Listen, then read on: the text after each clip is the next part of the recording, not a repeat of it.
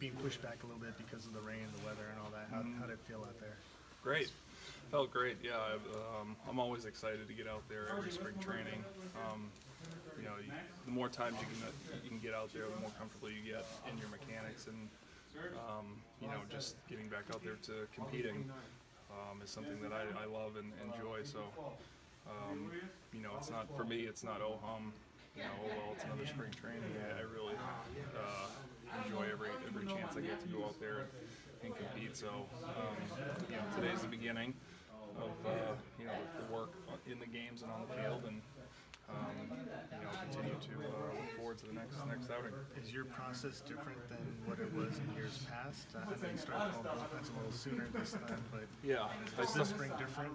I mean, yeah, I think one of the reasons why is you know, to make sure that I can get into my mechanics, and what I mean by that is I, you know, change up my deliveries, change up the speed of my deliveries, and that's part of my game, is being able to accelerate and decelerate the ball, whether that be with a breaking ball or be with a fastball, and you can do that, you know, a large amount of times and perfect it in practice and in bullpens, and that's what helps you get better out in the games. But really, getting out in the games is what is the key, and that is what we all need to perfect. So when the season kicks off, we're ready to be at our best.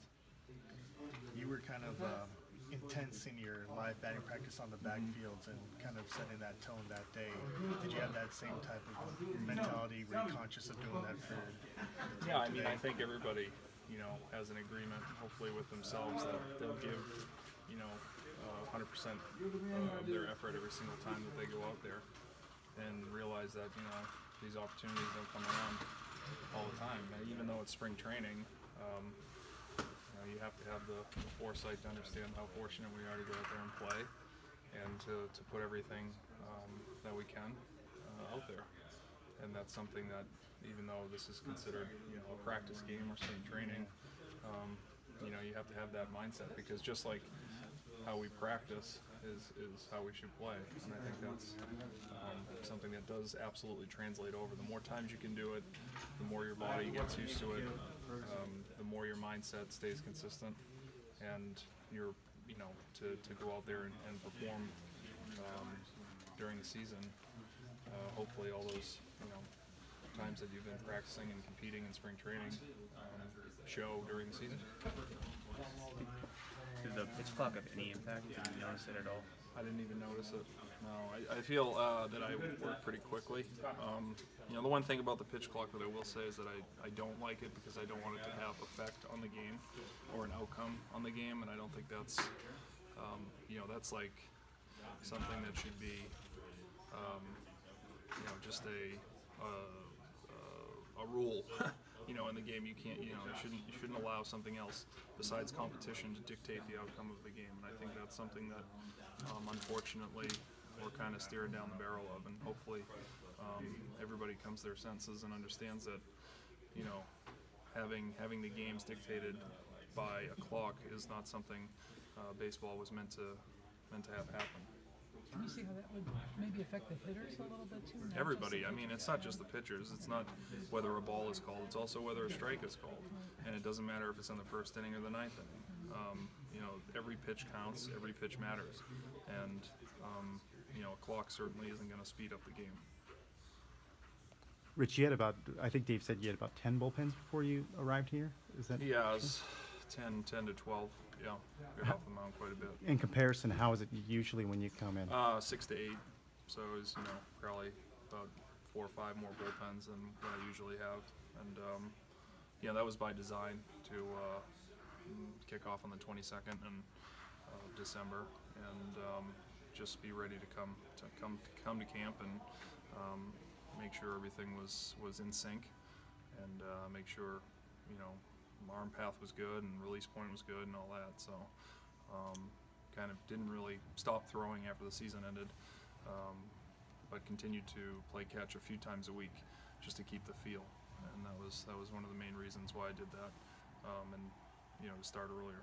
Did Do you already feel sharper? I mean, obviously 7 pitches can't tell you anything, but or Yeah, maybe no, I does. feel sharper in my bullpens and in live BP, and I can tell. You know, again, it's the amount of times that you get out there and you get in the environment, and the more you do it, the better. It doesn't matter how many years you've been playing. I think everybody has their levels of comfort and getting out there and feeling. You know, the more times you do it, the better you get, and that's certainly something that I'm looking to do in spring training here, and I was excited to get the opportunity to get out there right away. Rick Honeycutt came back today. Yeah. Did you get a chance to say anything to him? But how big of an impact does he make on this team? Oh, he's the best. He really is. Having to spend the last 3.5 years around him, and being fortunate to be around, his ability to communicate with the pitchers, and just his ease of communication and his understanding of situations because of his experience of playing for 20 plus years and also being a pitching coach. So it's something that all of us are really fortunate to have Rick on our side. Would you look at the velo a couple times on like Yeah, a curveball or something like that, especially curious? Yeah. I mean, it got better as the pitches went on, so I wasn't really. And in the bullpens, it's been really good. I think some of the layoff in between the innings and kind of the excitement to get back out there. You just need that's all part of it. It's all part of spring training. I talked to some of they jumped the gun on you guys, but talking about spring training and how you need to look at the clock. When do you get dressed? When's the anthem? All that stuff comes into play in spring training. So it's not just about pitching; it's about getting your routine down too as well. And one thing going out there and having 10 or 12 minutes before I was finished warming up, I threw probably another 10 or 15 pitches just because I had more time to throw, and not realizing being aware of the clock and when the game is going to start, being the away team, so all those things factor in. Swing, Jock. Did you? So when you did look at the scoreboard, I was curious. I know you said you didn't notice the pitch clock.